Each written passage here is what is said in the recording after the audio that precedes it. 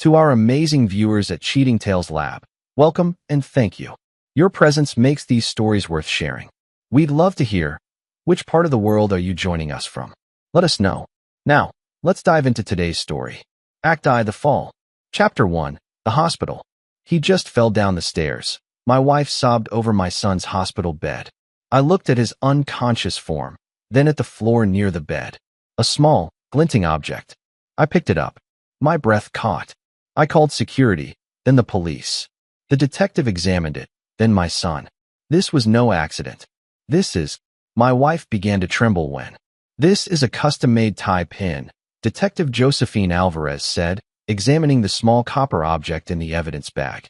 The tiny pin was fashioned into an intricate compass rose, with a single ruby in its center. Very distinctive. Any idea where it came from, Mr. Crawford? I stared at the detective, then at my wife, Barbara. Her face had gone pale beneath her makeup. Our 8-year-old son, Wyatt, lay unconscious in the hospital bed, tubes snaking from his small body to the array of monitoring equipment. The doctors had induced a coma to reduce brain swelling after his fall. No, I said firmly, my eyes never leaving Barbara's face. That doesn't belong to me or anyone I know. Barbara clutched her purse tighter. Ryland, please, this isn't the time. The detective doesn't need to be here. It was an accident. I turned to Detective Alvarez. I found it right there, by his bed. It wasn't there earlier. Barbara's breathing quickened. Someone must have dropped it. A doctor, a nurse. Mrs. Crawford, Detective Alvarez interrupted. Hospital personnel don't wear decorative tie pins during their shifts. It's against protocol. She turned to me. You're certain it's not yours? I've never seen it before in my life. I replied, my voice steady despite the storm brewing within me. Barbara's phone chimed. She glanced at it, then quickly silenced it, shoving it deep into her purse. Detective Alvarez noticed. Mrs. Crawford, I'll need statements from both of you about what happened. You said Wyatt fell down the stairs. Were you home when this occurred? Barbara nodded, wiping tears that seemed to appear on command. Yes, I was in the kitchen. I heard a thump and rushed out to find him at the bottom of the stairs. I called 911 immediately. I watched my wife, noting the slight tremor in her left hand, the tell she'd had since I'd met her 15 years ago. Barbara only trembled when she was lying. I wasn't home, I said. I was at my workshop finishing a commission. Barbara called me hysterical. I was a custom furniture maker with a reputation for obsessive precision and attention to detail. My designs were sought after by collectors and museums alike. I could spot a misalignment of 1/16 of an inch from across a room. It was what made me excellent at my craft, and even better at reading people. Detective Alvarez made notes in her small book. I'll need to speak with Wyatt's doctor. I'm right here, said a voice from the doorway.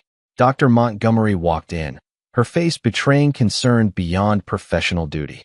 Mr. and Mrs. Crawford, we've completed the additional scans. There's something you need to see. She slid an iPad from under her arm and pulled up an image. This is the CT scan we took when Wyatt was admitted. She pointed to a bright area. This is the acute subdural hematoma from today's injury. She swiped to another image. And this is concerning. It shows evidence of a previous head injury, approximately 2 to 3 weeks old. My heart froze. I turned to Barbara, whose face had gone slack. Previous injury? I asked, my voice dangerously quiet. Wyatt never had a head injury. Dr. Montgomery looked between us. It wasn't severe enough to cause symptoms you would have noticed, but it's definitely there. Detective Alvarez stepped forward. Dr. Montgomery, would you say these injuries are consistent with falls? The doctor hesitated. The acute injury could be. The older one is in an unusual location for a typical fall. I felt something crack inside me, a foundation I'd believed solid suddenly revealing its fault lines. I want security cameras checked, I said. I want to know who's been in and out of this room. Already requested, Detective Alvarez said. Mr. Crawford, would you step outside with me? In the hallway, she spoke quietly. I need to ask, how are things at home? I understood immediately what she was implying. If you're asking whether I hurt my son, the answer is absolutely not. He's everything to me. I ran my hands through my hair. Barbara and I, things haven't been great lately. She's been distant, working late at her gallery. But never would I imagine. I'm not accusing anyone, Detective Alvarez said. But that tie pin concerns me. Do you recognize the design? I shook my head. It's the emblem of the cartographers, an exclusive men's club downtown. Very old money, very private. Not the kind of thing someone just drops accidentally. I stared through the window at Barbara, who was now on her phone, her back to Wyatt's bed. For the first time in our marriage, I wondered who my wife really was. Chapter 2. Shadows and Whispers. The next morning, I returned to the hospital after a sleepless night at home. Barbara had stayed overnight in Wyatt's room, insisting I go home to rest. I knew better. She wanted privacy for her phone calls. Nurse Pauline Williams was checking Wyatt's vitals when I arrived. She gave me a strange look, a mixture of pity and suspicion that made my skin crawl. "How is he?" I asked. "No change," she said curtly. "Your wife stepped out to get coffee." I nodded, taking a seat beside my son. I gently took his small hand in mine, careful of the foreline. "Hey, buddy. Dad's here." Nurse Williams lingered by the door. "Mr. Crawford, I need to ask you something." I looked up, noticing her discomfort. "What is it?" "Your wife mentioned that Wyatt has been accident-prone lately. She suggested that perhaps—" She faltered. My jaw tightened. "She suggested what exactly?" "That you might have been frustrated with him. That you work with your hands and sometimes don't know your own strength." Ice spread through my veins. Is my wife suggesting I hurt my son? Nurse Williams stepped back at the controlled fury in my voice. She didn't say it directly, but "I have never and would never harm my son," I said, rising to my full height. "I'd like to speak to the hospital administrator and see the visitor logs for this room." Barbara appeared in the doorway, coffee cup in hand. "Ryland, what's going on?" I stared at her, seeing a stranger in my wife's clothes. "Just clearing up some misconceptions about our home life," I said evenly. The nurse seemed to be under the impression that I might be responsible for Wyatt's injuries. Barbara flushed. "I never said that. I just mentioned you've been under stress with your deadlines." "Don't," I warned quietly. "Just don't." Later that afternoon, Dr. Montgomery called us both to her office. Barbara sat rigidly beside me as the doctor explained Wyatt's condition. "The good news is the swelling is going down. We'll begin bringing him out of the induced coma tomorrow," she said. "But I'm required by law to report suspected child abuse to authorities." "There is no abuse in our home," I stated firmly. Dr. Montgomery nodded. "Detective Alvarez will be investigating. In the meantime, I've approved your request to review the visitor logs."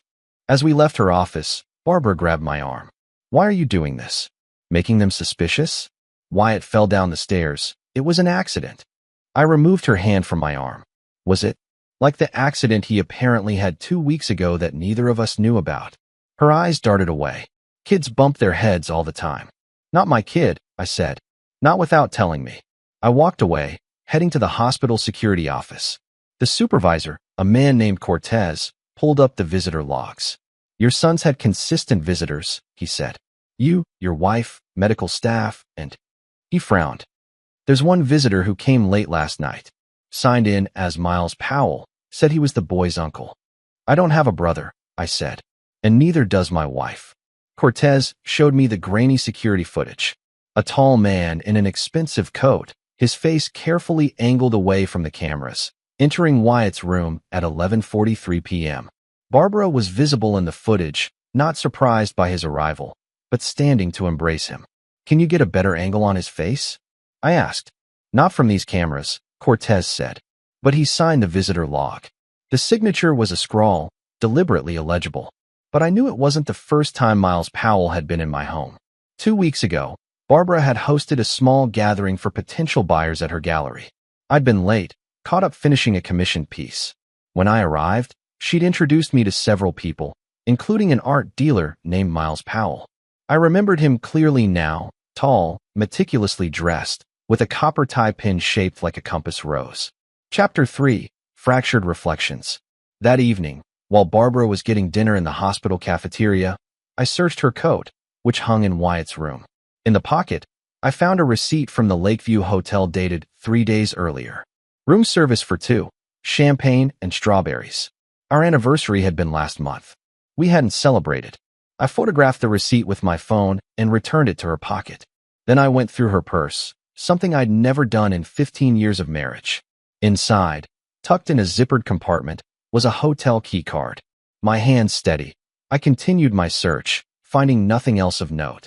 I sat back in the hospital chair, closing my eyes to think.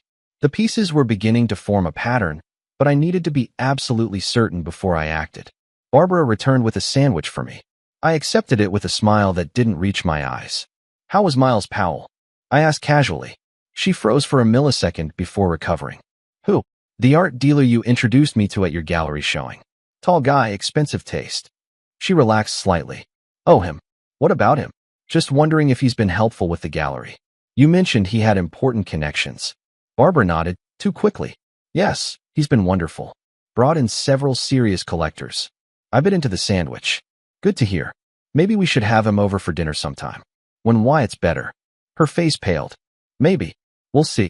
The next morning, Dr. Montgomery began the process of bringing Wyatt out of his coma. Detective Alvarez arrived as Barbara and I waited anxiously by our son's bedside. "Mr. Crawford, may I speak with you privately?" she asked. In the hallway, she showed me a plastic evidence bag containing the tie pin. "We've confirmed this belongs to a member of the cartographers. We're working on identifying which member." "Miles Powell," I said. Detective Alvarez raised an eyebrow. "How do you know that name?" I explained about the security footage and Barbara's reaction to my mentioning him. "He's an art dealer who works with my wife's gallery. I'll look into him," she promised. "There's something else. The doctors found something concerning in Wyatt's latest scans." My heart dropped. "What is it?" "The older injury. It has characteristics consistent with an impact rather than a fall." I leaned against the wall, feeling my world tilt. "You're saying someone hit my son." "I'm saying we need to investigate all possibilities." When I returned to Wyatt's room, Barbara was sitting close to his bed, her hand on his. Her phone buzzed on the side table. I glanced at it, a text notification from MP displayed on the screen. "Call me. Urgent." Barbara saw me looking and quickly grabbed the phone. "Miles Powell?" I asked quietly. Her head snapped up. "What?" "MP Miles Powell. The man who visited Wyatt last night, claiming to be his uncle." Barbara's face drained of color. "You're having me followed?" "No. Hospital security keeps visitor logs." "Why was he here, Barbara?" She stood, hands shaking. "He was concerned. He's a friend. A friend who takes you to the Lakeview Hotel? A friend who wears a compass rose tie pin that somehow ended up on the floor of our son's hospital room." Her eyes widened. "You went through my things. Our son is in a coma, Barbara. A coma caused by a fall that might not have been a fall at all. So yes, I went through your things, and I'll do a hell of a lot more to find out what happened to him." A small sound from the bed interrupted us. Wyatt's eyelids were fluttering. "He's waking up," Barbara gasped, reaching for the call button. Dr. Montgomery and a nurse rushed in. As they examined Wyatt, his eyes opened, confused and frightened. "Mom? Dad?" His voice was hoarse. I moved to his side, relief flooding through me. "We're here, buddy. You're okay." Wyatt's eyes focused on me, then moved to Barbara. Suddenly, his heart monitor began beeping rapidly. He shrank back against the pillows, his gaze fixed on his mother. "He's having an anxiety response," Dr. Montgomery said. "Wyatt, you're safe. You're in the hospital." But Wyatt kept staring at Barbara, his small body trembling. "Don't let him come back," he whispered. "The bad man. Don't let him hurt me again." Barbara stepped back as if struck. I met Detective Alvarez's eyes across the room. She gave me an almost imperceptible nod. In that moment, I knew with absolute certainty that my wife and her lover had tried to harm my son. And I knew with equal certainty that I would make them pay. Chapter 4. The Artisan's Eye. 2 days after Wyatt woke up, the doctors declared him stable enough to give a statement. Detective Alvarez arranged for a child psychologist to be present. I insisted on being there. Barbara was asked to wait outside, much to her visible distress. The psychologist, Dr. Faye Winters, spoke gently to Wyatt. "Can you tell us what you remember about getting hurt?" Wyatt clutched my hand. "I was in my room playing. I heard Mom talking to someone. The bad man." "Do you know who the bad man is?" Dr. Winters asked. Wyatt nodded hesitantly. "Mom's friend. He comes to the house when Dad's working." My jaw clenched, but I kept my expression neutral for Wyatt's sake. "Did you see what happened before you got hurt?" Detective Alvarez asked. Wyatt's eyes filled with tears. "I went downstairs to get a juice box. They were in the living room. Mom was crying. The bad man saw me and got mad. He said I shouldn't be there. I ran upstairs, but he followed me." His voice dropped to a whisper. "He pushed me. I remember falling." Dr. Winters handed Wyatt a tissue. "You're very brave for telling us." What about the first time you got hurt? Detective Alvarez asked. A couple of weeks ago? Wyatt looked confused. I don't remember. Dr. Winters nodded. That's okay. You've told us a lot already. After the interview, Detective Alvarez pulled me aside.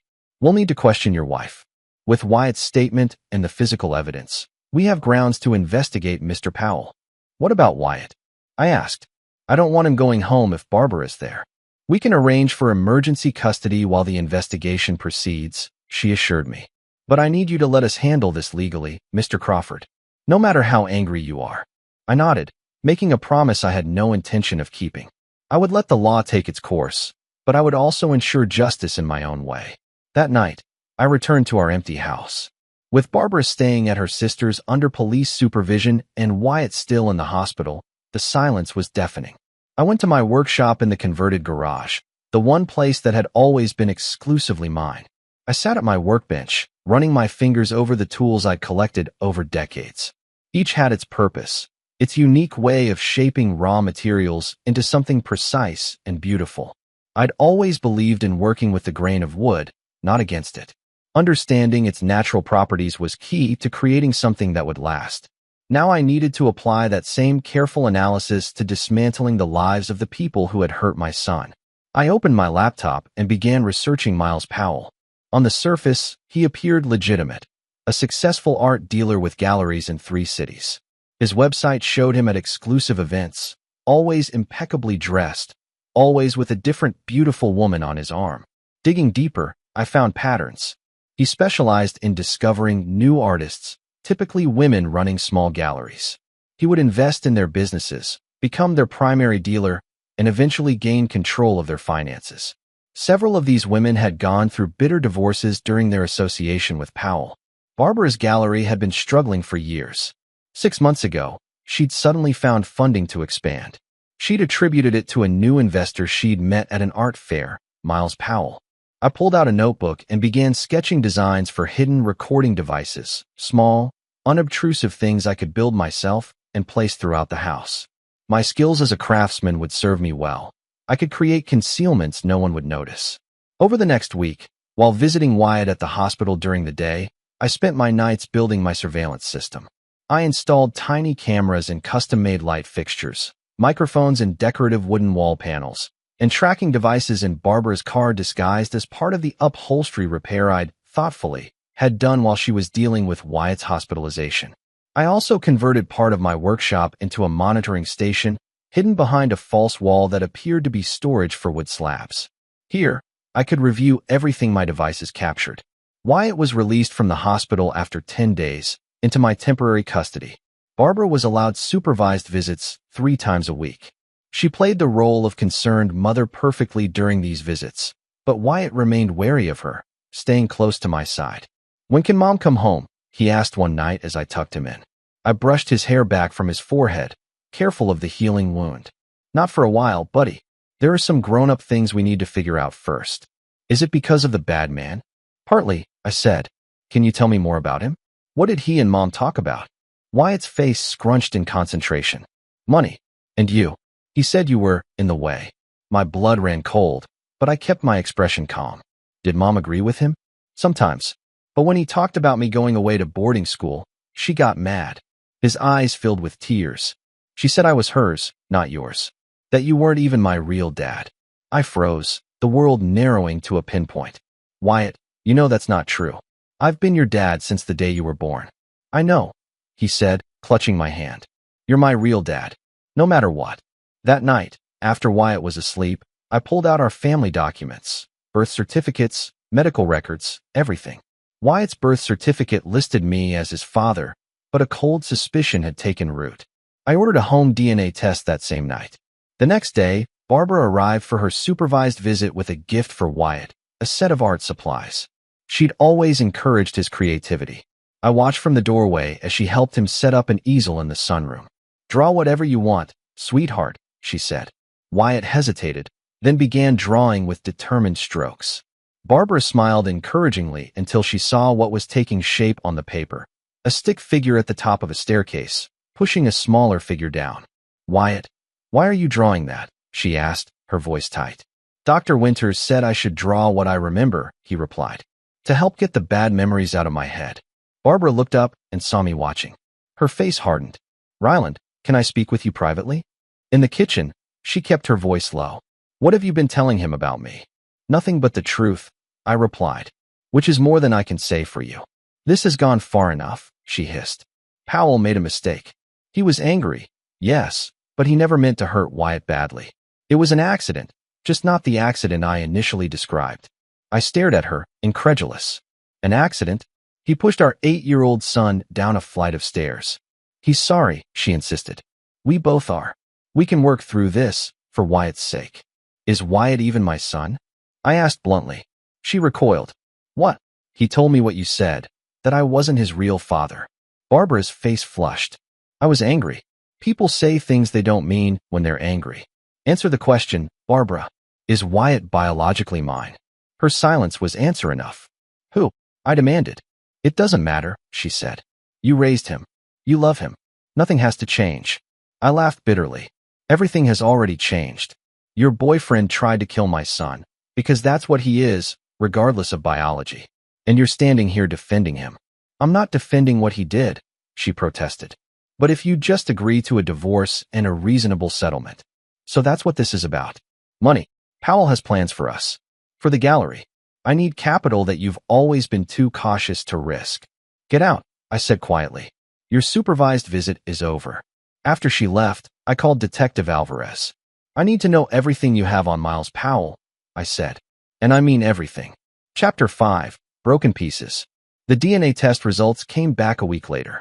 I wasn't Wyatt's biological father. The knowledge should have devastated me, but instead, it crystallized my resolve. Blood didn't make a family. Love and loyalty did. Wyatt was my son in every way that mattered. I didn't tell him. There was no need to burden an 8-year-old with such information, especially one still recovering from trauma. Instead, I focused on making him feel safe and planning my next moves. Detective Alvarez had shared some troubling information about Miles Powell. He had been investigated twice before in connection with suspicious accidents, both involving children of women he was involved with. In both cases, the mothers had recanted their initial suspicions and charges were never filed. He's careful, Alvarez told me. Knows how to manipulate vulnerable women. We found evidence he's heavily in debt despite his flashy lifestyle. Your wife's gallery represents a significant investment for him. He tried to kill my son, I said, because Wyatt was in the way of their plans. We're building a case based on Wyatt's testimony and the physical evidence, she assured me. But Powell has an expensive legal team already working to discredit your son's account as the confused memories of a child with a head injury. That evening, I received a text from an unknown number. We should talk. For Barbara's sake. The Cartographers Club, 8 p.m. tomorrow. I knew immediately it was from Powell. The invitation was a risk for him, but his arrogance would be his downfall. The Cartographers Club was exactly what I expected. Old money pretending to be new, with darkwood paneling and leather chairs occupied by men who believed they were entitled to whatever they desired. Powell was waiting at a corner table, a tumbler of amber liquid before him. Mr. Crawford, he said smoothly, rising to shake my hand. Thank you for coming. I shook his hand firmly, noting the compass rose tie pin on his immaculate suit. Mr. Powell, please call me Miles. He gestured to the chair opposite him. Scotch. I'll pass, I said, taking the seat. What did you want to discuss? Powell leaned back, studying me. I think we both want what's best for Barbara and Wyatt. My jaw tightened at my son's name in his mouth. Do we? This unfortunate situation has gotten out of hand, he said. A misunderstanding blown out of proportion. A misunderstanding? I repeated. My son was in a coma. Powell had the decency to look uncomfortable. I lost my temper. The boy surprised me during a delicate conversation with Barbara. I didn't mean to hurt him seriously. Just hurt him a little? I asked, my voice dangerously quiet. He sighed. Look, I'm trying to be reasonable here. Barbara and I care for each other. She wants a divorce. You can make this difficult, or you can be practical. Practical, I echoed. What does practical look like to you? Powell leaned forward. You signed the divorce papers Barbara's lawyer has drawn up. You agree to joint custody of Wyatt. You don't press charges regarding the incident. In return, the financial settlement will be more than fair. And if I don't agree? His expression hardened. Then things get unpleasant. For everyone. I smiled, a cold expression that didn't reach my eyes. You misunderstand me, Miles. I'm not negotiating. I'm gathering information. He frowned. What do you mean? I stood.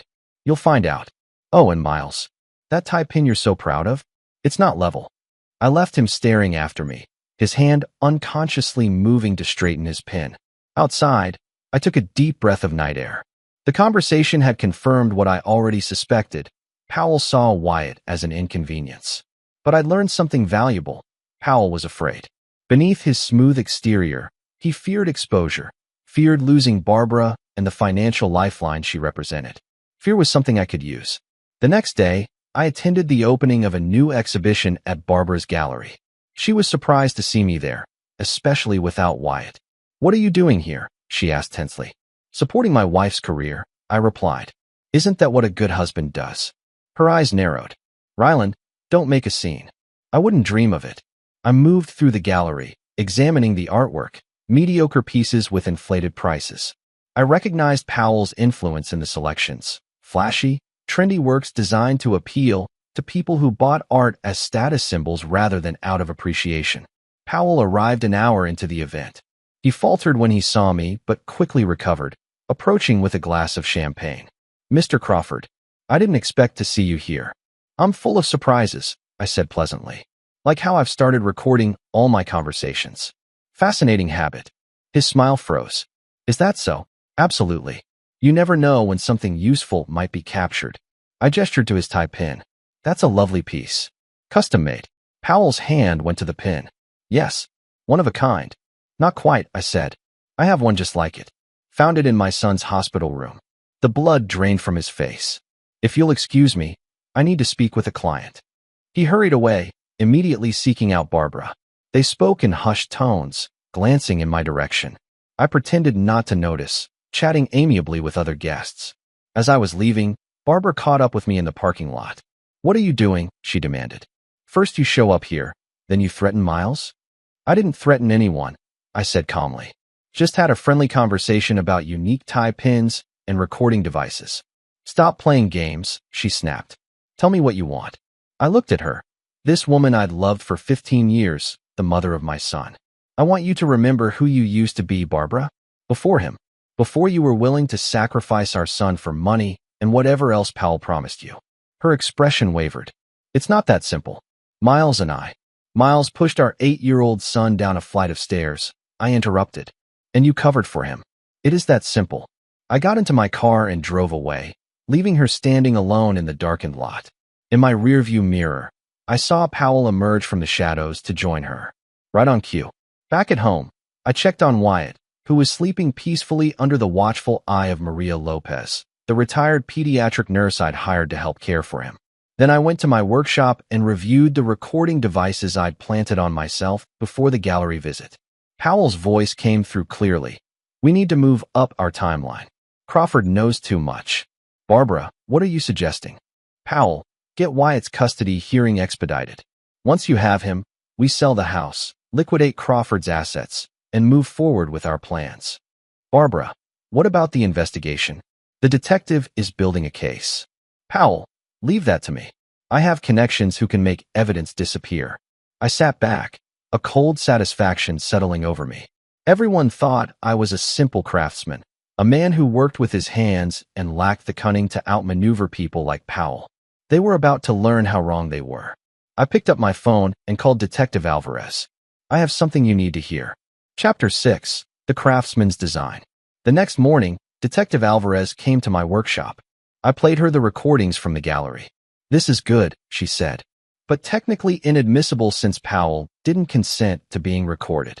I'm not looking for admissibility, I said. I'm looking for information. She studied me.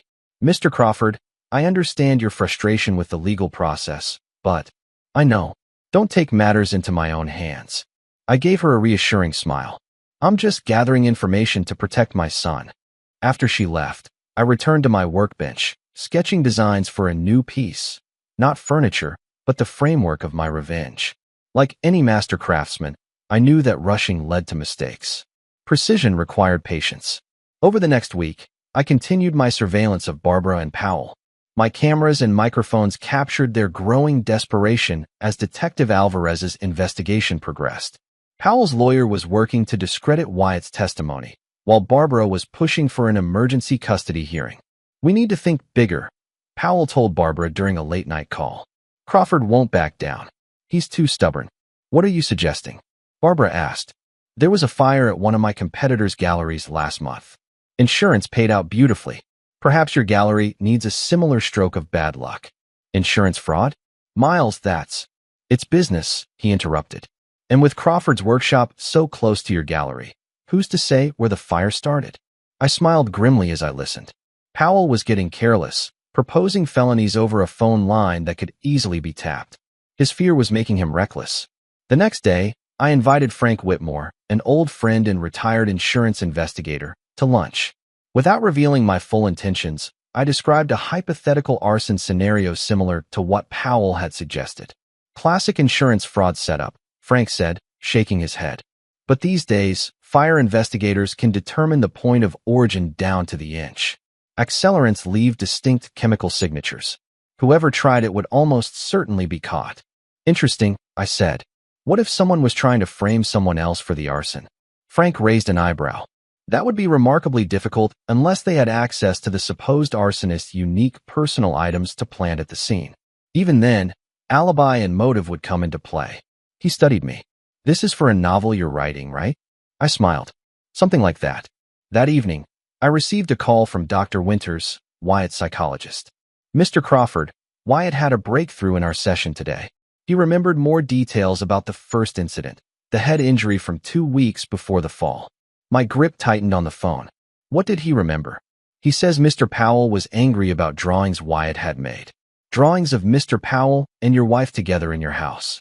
Mr. Powell took the drawings and hit Wyatt's head against the wall, telling him he needed to learn to keep secrets."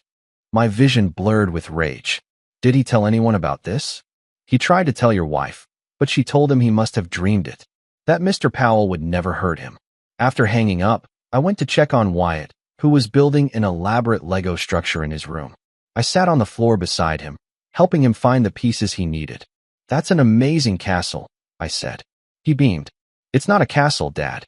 It's your workshop, but bigger, so we can both work there." My throat tightened. "I'd like that." He hesitated, then asked, "Dad, am I still going to have to see Mom?" "The judge says you need to, buddy, but I'll be right there with you." He nodded solemnly. I told Dr. Winters about the bad man hitting my head against the wall. She said it wasn't my fault. "It absolutely wasn't," I assured him. "None of this is your fault. Mom said I dreamed it." His small hands trembled slightly. "But I didn't dream it." "I believe you," I said firmly. "And Detective Alvarez believes you too." That night, after Wyatt was asleep, I finalized my plan. It had 3 phases, like any good project: preparation, execution, and finishing. I would use Powell's fear, Barbara's greed, and my own skills to construct a trap they couldn't escape. First, I called Powell from a burner phone, disguising my voice. "I have information about Ryland Crawford you might be interested in. Meet me at the abandoned Wilson Furniture Factory tomorrow night at 10. Come alone." Next, I texted Barbara from my regular phone. "We need to talk about Wyatt. No lawyers, no Powell. Just us. The workshop, tomorrow night at 9. Finally, I contacted Detective Alvarez. "I have reason to believe Powell is planning something dangerous. I need your help." The next day, I prepared my workshop, setting up hidden cameras and microphones to document everything. I placed specific tools in calculated positions, a craftsman's mise en place. By evening, everything was ready. Barbara arrived promptly at 9, looking nervous. "Ryland, where are you?" "In the back," I called. The workshop was dimly lit, with only my design desk illuminated. She approached cautiously. "What is this about?" I gestured to the chair across from me. "Sit. I want to show you something." On my desk lay a thick folder. I opened it, revealing photographs, transcripts, and financial records. "This is everything I know about Miles Powell. The fraud he's committed, the women he's manipulated, the children he's hurt." Barbara's eyes widened as she flipped through the documents. "Where did you get this?" "I'm a craftsman," I said simply. "I pay attention to details." "Why are you showing me this?" "Because despite everything, you're still Wyatt's mother. I wanted to give you one last chance to make the right choice. Her hands shook as she closed the folder. It's not that simple. Miles and I are planning to commit arson for insurance fraud. I finished. Yes, I know. The color drained from her face. How? I gestured around the workshop. You'd be surprised what a skilled woodworker can hide in plain sight. A noise from outside caught our attention. Car tires on gravel. Right on time, I said. That'll be Powell, responding to an anonymous tip about evidence against him. You set him up, Barbara whispered. No, I corrected. I set both of you up. The question is, which side will you be on when this is over? The workshop door opened, and Powell stepped in, his face contorting with surprise when he saw Barbara. What is this? He demanded. I smiled. The final fitting. Chapter 7. The first cuts. Miles Powell stood in the doorway of my workshop, his expensive coat incongruous against the sawdust and tools. He glared at Barbara, then at me. What kind of game are you playing, Crawford? He asked, his voice tight with anger. I leaned back in my chair. No game. Just a conversation about truth and consequences. I received a call claiming you had evidence against me. Powell said, stepping further into the workshop. I see you've been filling Barbara's head with lies. Not lies, Barbara said quietly, her fingers resting on the folder I'd shown her. Records. Bank statements. Police reports from Seattle and Chicago. Powell's expression flickered. Whatever he's shown you is fabricated. I smiled. Is it? Lisa Donovan in Seattle? Emma Travers in Chicago. Both ran small galleries. Both became involved with you. Both had children who suffered accidents. Both businesses mysteriously burned down for insurance money after they tried to leave you. Circumstantial coincidences, Powell dismissed, but his eyes darted to the exits. The difference is, I continued, those women were too afraid to press charges. Too afraid to testify against you. I'm not afraid, Miles. And neither is my son. Powell's hand slipped into his coat pocket. You have nothing but a child's confused testimony and your own jealous delusions. I have recordings, I said, of you discussing arson, discussing how to handle Wyatt, discussing your plans to liquidate my assets. Barbara stood suddenly. Miles, is it true? The other women, the other children. Sit down, Powell snapped. Don't let him manipulate you. The only person being manipulated here is you, Barbara, I said. Powell is in debt up to his eyeballs. His galleries are failing. He needs your gallery, and my assets, to stay afloat. That's absurd, Powell scoffed. Barbara, we've discussed our future. Our plans for expansion. Plans funded by insurance fraud and theft, I pointed out. Tell me, did you plan to harm Barbara too, once you had control of everything? Like the others? Powell pulled his hand from his pocket, and I saw what I'd expected, a small pistol. Enough, he said. You've become a problem I can no longer afford, Crawford. Barbara gasped. Miles, what are you doing? Solving our problem, he said coldly. Both our problems, now that you've clearly begun to waver. I remained still, watching Powell's finger on the trigger. You won't get away with this. I will, he said.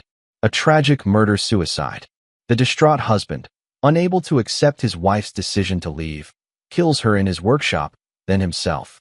The police already know you're angry about the affair. They'll believe it. Barbara backed away. This isn't what I wanted. Not any of this.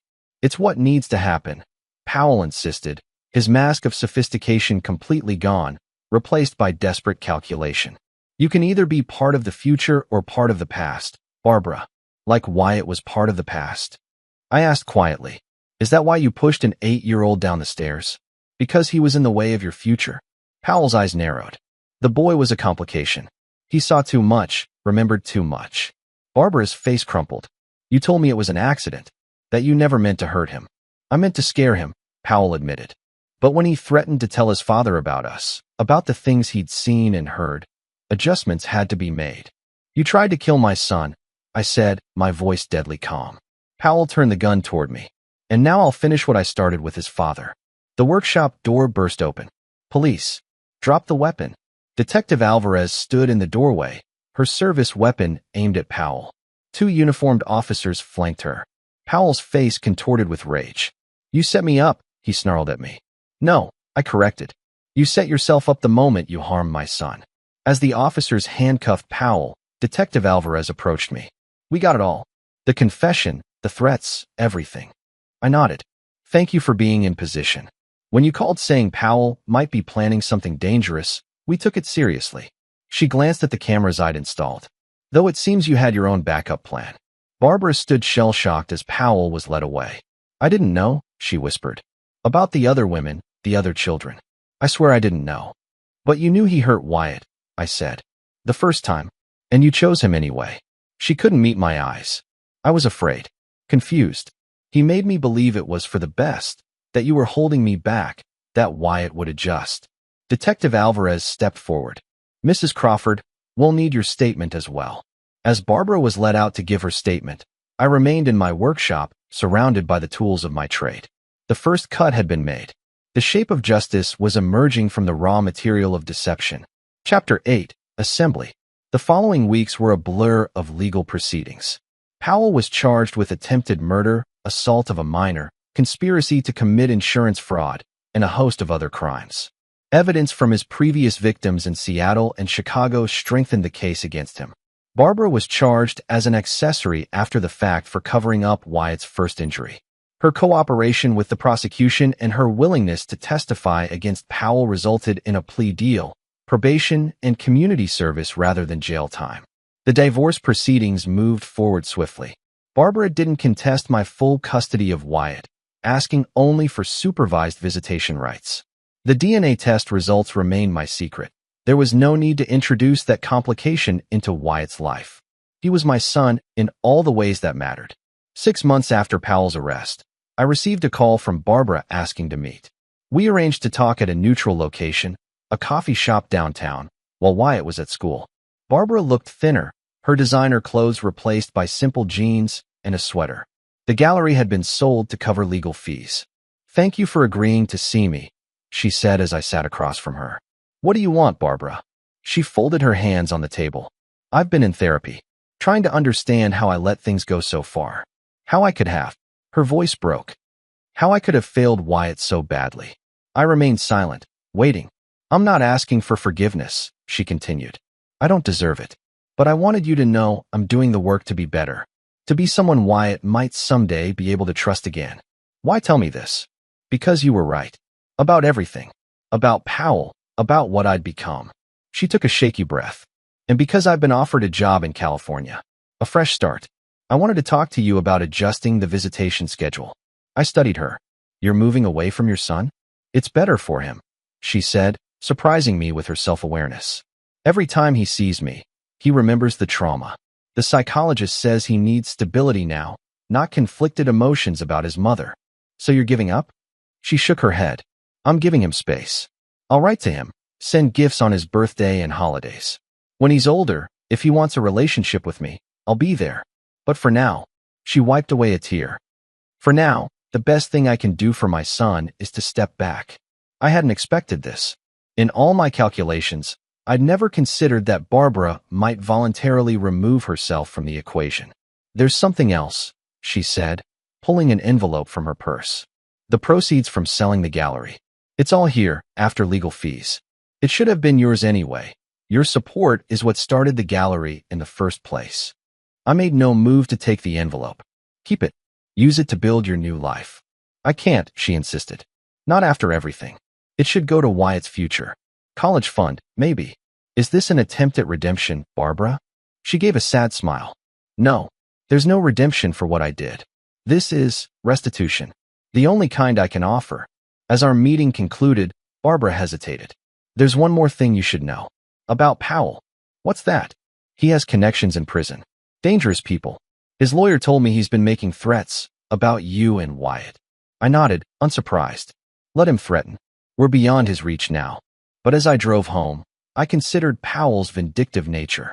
He was facing a minimum of 20 years in prison.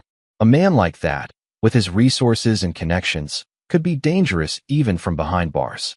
The final piece of my plan would need to be implemented sooner than I'd anticipated. The next day, I visited Powell's lawyer, Lawrence Bennett, in his downtown office. Bennett was clearly surprised to see me. Mr. Crawford, what can I do for you? I sat across from him. I understand your client has been making threats against my family from prison. Bennett cleared his throat. I can neither confirm nor deny.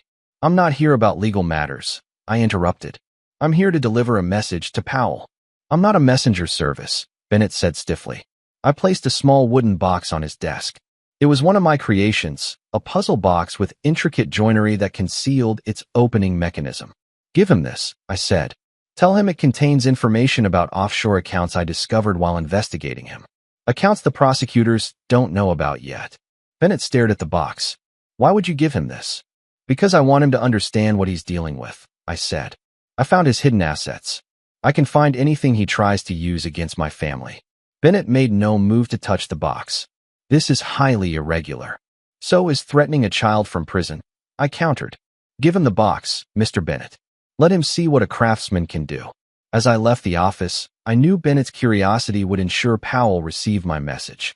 The puzzle box would take hours to open, even for someone who knew what they were doing. Inside was a single sheet of paper with account numbers and passwords, all legitimate, all linked to Powell's hidden assets, all discovered during my meticulous investigation. But the box itself was the real message.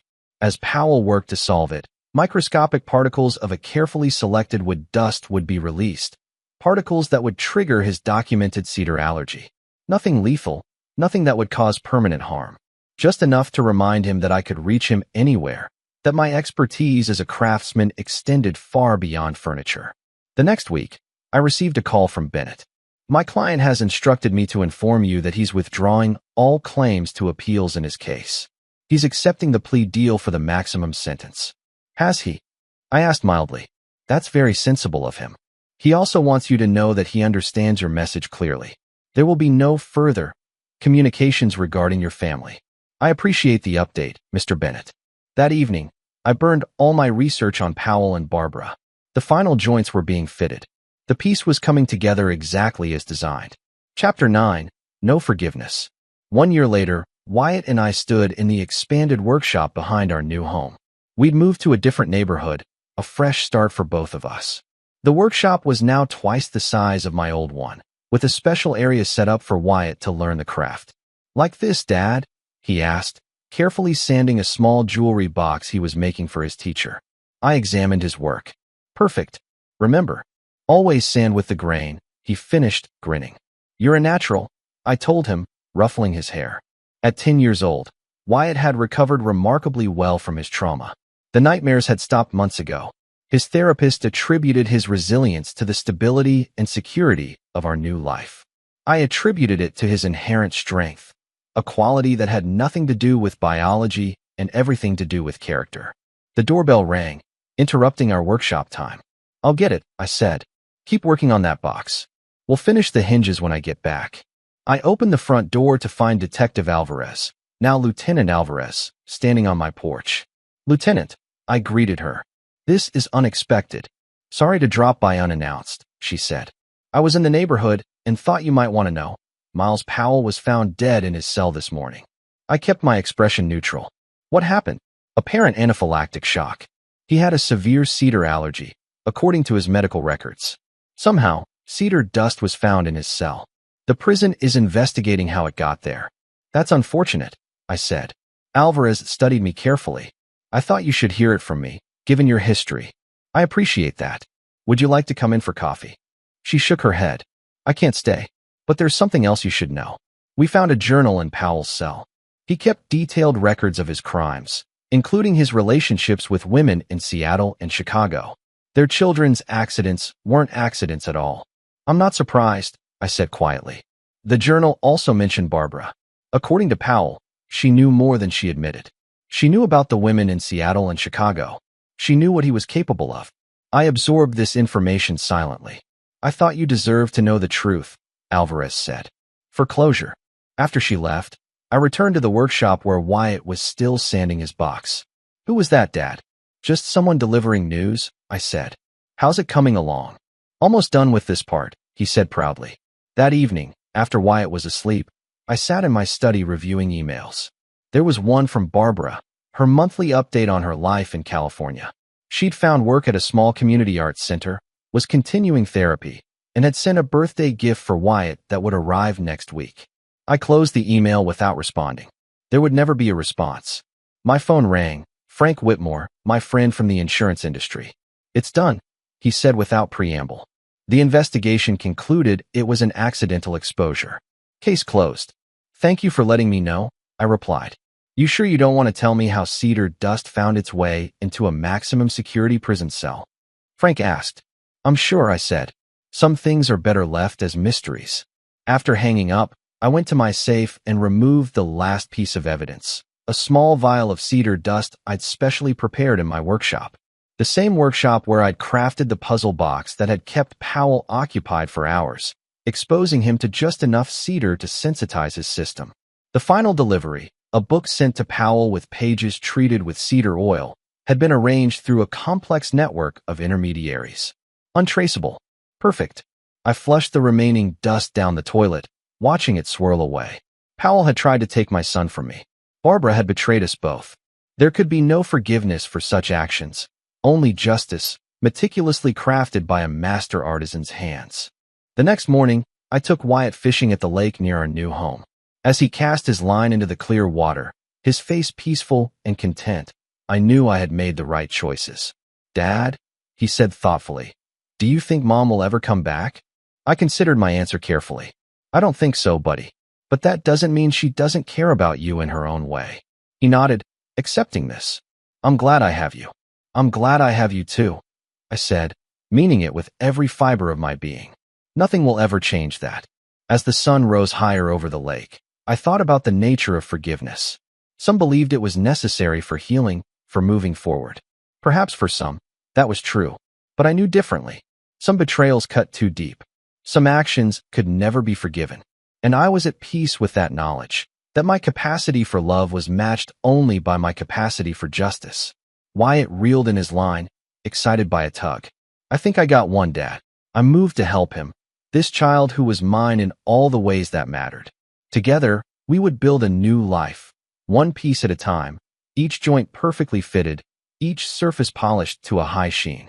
And if anyone ever threatened that life again, they would learn what I had taught Miles, Powell, and Barbara. A true craftsman never leaves his work unfinished. This is where our story comes to an end. Share your thoughts in the comments section. Thanks for your time. If you enjoy this story, please subscribe to this channel. Click on the video you see on the screen, and I will see you there.